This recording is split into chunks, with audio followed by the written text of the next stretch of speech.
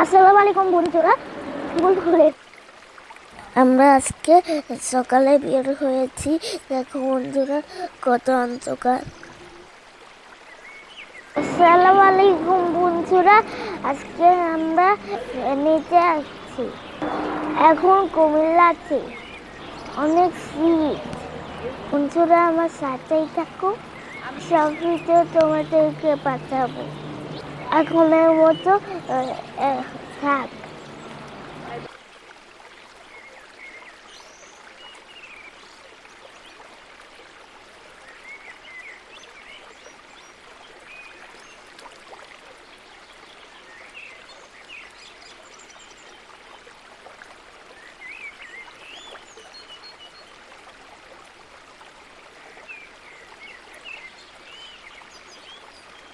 বন্ধুরা আমরা ফেনীতে পৌঁছে গেছি, কিন্তু তোমাদেরকে বলাই হয়নি যে আমরা কেন ফেনীতে এসেছি।